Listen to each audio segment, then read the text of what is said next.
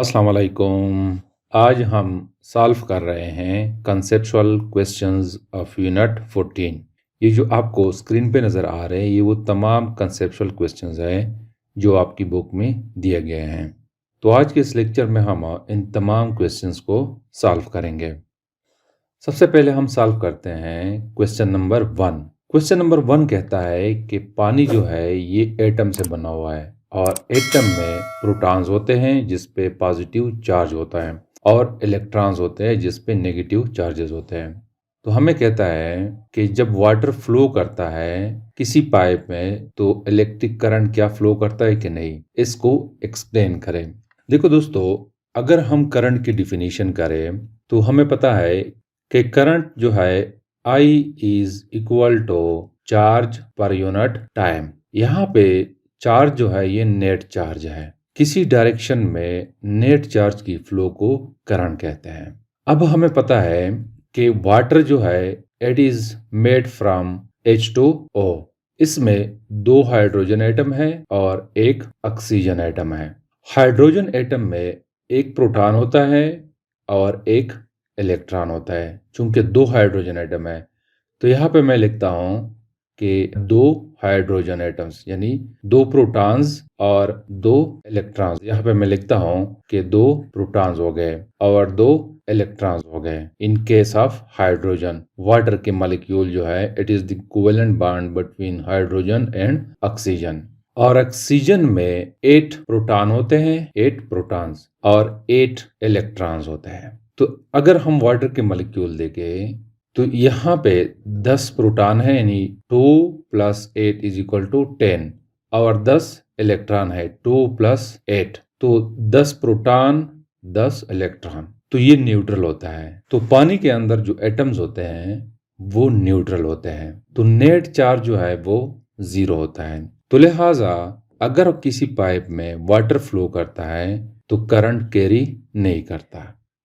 Question number 2 कहता है कि कार के 2 हेडलाइट्स होते हैं। When the filament of one headlight burn out, उसके अंदर लगा हुआ फिलामेंट अगर जल जाए किसी एक हेडलाइट का, the other headlights stay on, तो दूसरा हेडलाइट जो है वो ऑन रहता है।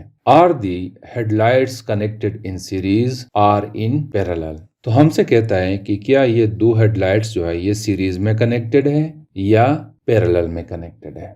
देखो, जब हम पढ़ रहे थे parallel combination of resistors and series combination of resistors, उस वक्त मैंने आपको कहा था कि सीरीज कॉम्बिनेशन में करंट के लिए एक पाथ होती है। For the flow of current there is only one path. जैसे कि आपको यहाँ पे नजर आ रहा है, एक पाथ में करंट फ्लो करता है, इसको कहते हैं सीरीज कॉम्बिनेशन। अब अगर कोई भी रेजिस्टर खराब हो जाए तो करंट आगे फ्लो नहीं करेगा। तो जब करंट आगे फ्लो नहीं करेगा तो बाकी रेजिस्टर्स है या बल्ब लगे हुए हैं वो भी ऑफ हो जाते हैं। और पैरेलल कॉम्बिनेशन में there are more than one part to the flow of current और उसको वोल्टेज सेम मिलता है। तो लिहाजा डिफरेंट पाथ की वजह से अगर कोई एक बल्ब या कोई एक रेजिस्टर जल जाए तो बाकी को करंट फ्लो करता है। तो लिहाजा हम कह सकते हैं कि कार की जो 2 हेडलाइट्स है वो दोनों पैरेलल में कनेक्टेड है। एक अगर फ्यूज हो जाए तो दूसरे पे कोई फर्क नहीं पड़ता। क्वेश्चन नंबर 3 कहता है कि कोरेतल एंड एक लड़की है, उसको एक सर्किट में 100 ओहम का रेजिस्टर चाहिए लेकिन उसके पास 300 ओहम्स के रेजिस्टर्स है। तो उसको क्या करना चाहिए? उसको 100 ओहम का रेजिस्टर चाहिए सर्किट में, लेकिन उनके पास जितनी भी रेजिस्टर्स है वो 300 ओहम्स के है। तो 100 ओहम का रेजिस्टर हासिल करने के लिए क्या करना चाहिए?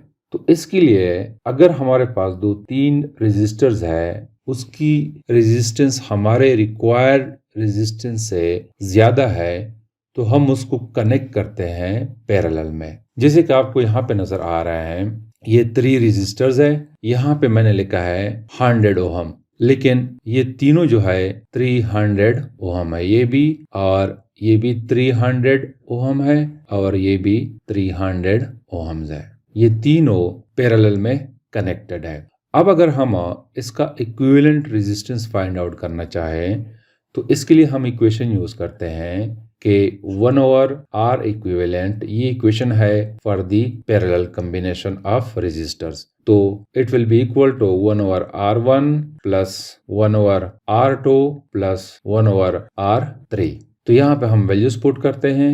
R1 जो है वो 300 ओहम है, प्लस R2 जो है वो भी 300 ओहम है, और प्लस R3 जो है वो भी 300 ओहम है। इसका हम LCM लेते हैं तो 300 इसका LCM हो जाएगा, तो ऊपर आ जाएगा 1 प्लस 1 प्लस 1 आ जाएगा, और नीचे 300 ओहम आ जाएगा। हमने R इक्विवेलेंट को फाइंड आउट करना है, वो डिनोमिनेटर में है। तो इसको मैं लिखता हूं कि 3 डिवाइडेड बाई 300 ओहम। तो इसका रेसिप्रोकल हम लेते हैं, तो हमारे पास आ जाएगा R equivalent will be equal to 300 ohm divided by 3। तो यहाँ से हमारे पास आ जाएगा 100 ओहम। तो लिहाजा कुरतल एन को 100 ओहम रजिस्टर हासिल करने के लिए 3 रजिस्टर को पैरेलल में कनेक्ट करना चाहिए। तो इससे जो हमें रेजिस्टेंस मिलेगा वो 100 ओहम का मिलेगा। क्वेश्चन नंबर 4 कहता है कि हमारे पास बहुत सारे बल्ब्स हैं, उसको कनेक्ट किया गया है एक पावर सप्लाई के साथ या कोई भी सोर्स ऑफ एनर्जी है। तो इन बल्ब्स को हम सीरीज में कनेक्ट करें या पैरेलल में कनेक्ट करें, जिससे हमें ज्यादा रोशनी मिले, जिससे लाइट ज्यादा रोशन हो। और अगर हमें सीरीज में कनेक्ट करना चाहिए तो क्यों, और अगर पैरेलल में कनेक्ट करना चाहिए तो फिर व्हाई। ये क्वेश्चन है। पहला ये कि हमें सीरीज में कनेक्ट करना चाहिए या पैरेलल में कनेक्ट करना चाहिए। दूसरा ये कि क्यों कनेक्ट करना चाहिए। देखो, हमारे घरों में जो कनेक्शन है वो पैरेलल कॉम्बिनेशन है, इसलिए कि तमाम डिवाइसेस को सेम वोल्टेज मिल जाए, जिसकी वजह से वो अगर लाइट्स है तो उस लाइट से हमें सेम रोशनी मिले। यानी ऐसा ना हो कि एक लाइट से कम रोशनी मिले, दूसरे से ज्यादा रोशनी मिले। तो सेम वोल्टेज तब मिलता है जब हम उसको पैरेलल में कनेक्ट करते हैं। तो लिहाजा अगर हमने नंबर ऑफ लाइट बल्ब्स को कनेक्ट करने हैं तो उसको हमने पैरेलल में कनेक्ट करने होंगे, तब जाके वो ज्यादा इल्यूमिनेशन देगा, ज्यादा रोशनी हमें देंगे। और वो इसलिए कि अगर हम पैरेलल में कनेक्ट करते हैं तो सेम वोल्टेज उसको मिलता है। जैसे कि आपको यहाँ पे नजर आ रहा है, ये फॉर एग्जांपल 2 बल्ब्स है या 2 रेजिस्टर्स है। इसका एक पॉइंट नेगेटिव टर्मिनल के साथ मिला हुआ है और एक पॉजिटिव के साथ मिला हुआ है। तो दोनों जो है इस पॉइंट के साथ डायरेक्टली कनेक्टेड है। तो लिहाजा जितना वोल्टेज इसको मिल रहा है उतना वोल्टेज इसको भी मिलेगा। तो अगर ये बल्ब्स है तो ये सेम इल्यूमिनेट हो गया, अगर ये दोनों सेम पावर के हैं। तो रीजन ये है कि in parallel combination the potential difference across each bulb is same. दूसरी बात ये है कि the equivalent resistance decreases in parallel combination. Parallel combination में इक्विवेलेंट रेजिस्टेंस जो है वो कम हो जाता है। जिस तरह हमने क्वेश्चन नंबर 3 में देखा कि 3 रेजिस्टर्स 3 ओहम्स का हमने कनेक्ट किया पैरेलल में, उसका इक्विवेलेंट 100 ओहम था। तो एक वजह यह है। तीसरी वजह यह है कि by switching off any bulb there is no effect on the brightness of the other bulb. अगर हम एक बल्ब को स्विच ऑफ करें तो दूसरे बल्ब पे कोई फर्क नहीं पड़ता। तो ये 2-3 रीजंस है कि हम लाइट बल्ब्स को पैरेलल में कनेक्ट करते हैं। क्वेश्चन नंबर 5 कहता है कि explain why light bulb almost always burn out just they are turned on and not after they have been on for some time. ये कहता है कि लाइट बल्ब जो है उसको जैसे हम ऑन करते हैं फौरन वो जल जाते हैं। ऐसा नहीं होता है कि हम उसको ऑन करते हैं आफ्टर सम टाइम जो है वो जल जाते हैं। इसको एक्सप्लेन करें ऐसा क्यों होता है। ये दोस्तों अक्सर उस केस में होता है जब हम लाइट बल्ब लगाते हैं, इनकैंडिसेंट बल्ब, तो उसमें ये होता है कि उसमें जो फिलामेंट लगा होता है उसकी रेजिस्टेंस होती है। जब हम लाइट को ऑन करते हैं तो रेजिस्टेंस की वजह से वो गर्म हो जाता है, ग्लो करता है, जिससे हमें रोशनी मिलती है। तो बाज़ औक़ात जब ये जलता है तो ये इस सिचुएशन में होता है कि ऑन द स्पॉट जैसे हम बटन ऑन करते हैं उसको बहुत ज़्यादा करंट मिलता है और वो फिलामेंट गर्म हो जाता है। तो जब गर्म हो जाता है तो वो जलने लगता है। स्टार्ट में जब उसको जैसे हम बल्ब को ऑन करते हैं वो इसलिए जलता है कि उसको ज़्यादा करंट एकदम मिलता है और ज़्यादा करंट की वजह से हीट ज़्यादा प्रोड्यूस होता है और वो फिलामेंट गर्म हो जाता है जिसकी वजह से वो जलने लगता है। क्वेश्चन नंबर 6 कहता है कि explain why is it possible for birds to perch safely on high tension wires without being electrocuted. ये कहता है कि ये क्यों ऐसा मुमकिन है कि जब परिंदे हाई टेंशन वायर यानी कि लाइव वायर पे बैठते हैं और वो सेफ होते हैं, ये क्यों है? इसी वजह से कि यहाँ पे सर्किट पूरा नहीं होता। करंट तब फ्लो करता है किसी बॉडी में कि जब हायर वोल्टेज हो और लोअर वोल्टेज हो, तो तब current from higher voltage to lower voltage flow करता है। चूंकि परिंदे जो है वो एक तार पे बैठी होती है, उसके दोनों पाव जो है उसका पूरे बॉडी एक तार पे है। मीन्स कि अगर गर्म तार पे है जिसको हम लाइव तार कहते हैं उस पे है तो उस पे वोल्टेज सेम रहता है, उसको सेम वोल्टेज मिलता है, पोटेंशियल डिफरेंस नहीं होता। पोटेंशियल डिफरेंस की वजह से करंट फ्लो नहीं करता, तो इसी वजह से बर्ड्स जो है वो सेफ होते हैं। अगर ऐसा हो जाए कि परिंदा जो है उसका एक पाव एक तार पे हो जाए, दूसरे पाव उसके दूसरे तार पे हो जाए, तो उसको करंट लगेगा, क्योंकि यहाँ पे पोटेंशियल डिफरेंस होता है, एक हायर पोटेंशियल हो जाता है और एक लोअर पोटेंशियल हो जाता है, तो तब उसको करंट लगेगा। और अगर वो एक तार पे है तो सेम वोल्टेज है, सेम वोल्टेज उस तार में है, पोटेंशियल डिफरेंस नहीं है, तो करंट उसके बॉडी पे फ्लो नहीं करता, तो इसी वजह से वो सेफ रहते हैं। क्वेश्चन नंबर 7 कहता है कि an electrician working on live circuits wears isolated shoes and keeps one hand behind his or her back why. ये कहता है इलेक्ट्रिशियन जब लाइव वायर पे यानी गर्म सर्किट पे जब काम करता है तो वो आइसोलेटेड शूज पहनता है, ऐसे शूज पहनता है जिसमें करंट फ्लो नहीं करता, रबर के होते हैं, और वो एक हाथ जो है वो बिहाइंड रखता है यानी तार पे नहीं रखता। वो क्यों? देखो दोस्तों, आइसोलेटेड शूज जो है हम इसलिए पहनते हैं कि बॉडी का रेजिस्टेंस ज्यादा हो। जब बॉडी का रेजिस्टेंस ज्यादा होता है तो उसमें करंट फ्लो नहीं करता। रबर का रेजिस्टेंस ज्यादा होता है तो उसमें करंट जमीन पे फ्लो नहीं करता, वहां पे स्टॉप हो जाता है आइसोलेटेड शूज में। अगर हमने आइसोलेटेड शूज नहीं पहने हुए हैं तो करंट वायर से हमारी बॉडी के थ्रू जमीन में फ्लो करेगा। लेकिन जब आइसोलेटेड शूज हम पहनते हैं तो आइसोलेटेड शूज का रेजिस्टेंस ज़्यादा होता है तो ज़मीन तक करंट नहीं फ्लो करता, तो हम कह सकते हैं कि हमारी बॉडी का रेजिस्टेंस ज़्यादा हो जाता है, तो इसी वजह से आइसोलेटेड शूज वो पहनता है।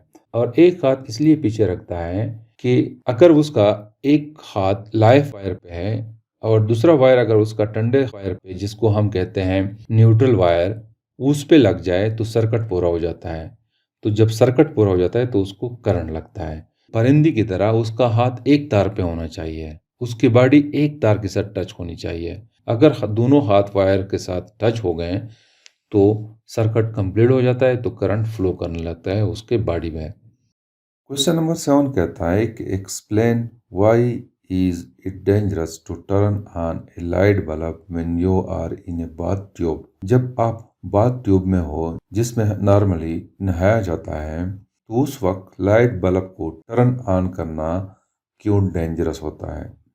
वो इसलिए कि जब हम बाथ ट्यूब में नहाते हैं तो हमारा जिस्म गीला होता है, तो जब हमारा जिस्म गीला होता है तो हमारे जिस्म का रेजिस्टेंस जो है वो इंतहाई कम होता है। अगर जिस्म हमारा ड्राई है तो हमारे जिस्म का रेजिस्टेंस 10,000 ओहम होता है, और जब जिस्म गीला होता है तो उसका रेजिस्टेंस 1000 ओहम होता है, तो कम हो जाता है। और रेजिस्टेंस जब कम होता है तो करंट ज़्यादा फ्लो करता है। तो बाथ ट्यूब में लाइट बल्ब को ऑन करना इसलिए डेंजरस होता है कि हमारे जिस्म के रेजिस्टेंस इंतहाई कम होता है, तो ज़्यादा करंट फ्लो करता है हमारे जिस्म में। तो जब ज़्यादा करंट फ्लो करता है तो ये बहुत ज़्यादा डेंजरस होता है, मौत का खतरा होता है। और जिस्म जब ड्राई होता है तो रेजिस्टेंस कम होता है, तो गीले जिस्म के मुकाबले में ड्राई जिस्म जो है वो बेहतर होता है जब हम लाइट को ऑन करते हैं या उसको ऑफ करते हैं। That's why it is dangerous to turn on a light bulb when you are in a bathtub. Question number 9 कहता है कि why circuit breaker, fuses and switches are installed to live wire. Circuit breaker, fuses और switches live wire के साथ क्यों install होते हैं, उसके साथ क्यों लगे होते हैं। सबसे पहले डिस्कस करते हैं सर्किट ब्रेकर को। सर्किट ब्रेकर हमारे घर में लगे होते हैं, वो हमारे घर के कनेक्शन के साथ सीरीज में लगा होता है। सीरीज में इसलिए कि अगर हमारे घर का कोई भी कनेक्शन शॉर्ट हो जाए, फॉर एग्जांपल कोई पंखा शॉर्ट हो जाए, फ्रिज शॉर्ट हो जाए, तो ये तमाम एप्लायंस आपस में तो पैरेलल में होते हैं लेकिन सर्किट ब्रेकर के साथ सीरीज में होते हैं। तो उस पे लोड आ जाता है जो शॉर्ट हो जाता है। तो ज्यादा लोड होने की सूरत में सर्किट ब्रेकर ट्रिप करता है। ट्रिप होने से बिजली घर की डिस्कनेक्ट हो जाती है। और चूंकि करंट लाइव वायर में आता है इसलिए सर्किट ब्रेकर लाइव वायर के साथ कनेक्ट किया जाता है। इसके अलावा फ्यूज का भी यही काम है कि जब लोड ज्यादा हो जाता है, किसी सर्किट में अपने हद से ज्यादा करंट फ्लो करता है तो वो ओवरलोड हो जाता है। तो जब वो ओवरलोड होता है तो जलने का खतरा होता है। तो फिर इस सूरत में फ्यूज जो है वो वोड जाता है। तो चूंकि करंट लाइव वायर में आता है तो फ्यूज भी लाइव वायर के साथ लगा दिया जाता है। इस तरह स्विच का भी यही काम है। क्योंकि करंट लाइव वायर में आता है तो हमने अगर बल्ब को स्विच ऑफ करना है तो हम लाइव वायर के थ्रू ही स्विच ऑफ करेंगे। बिजली लाइव वायर में आती है करंट, तो लाइव वायर को हमने डिस्कनेक्ट करना होता है, तो हम स्विच के थ्रू डिस्कनेक्ट कर सकते हैं। तो लिहाजा तो स्विचेस को भी हम लाइव वायर के साथ कनेक्ट करते हैं।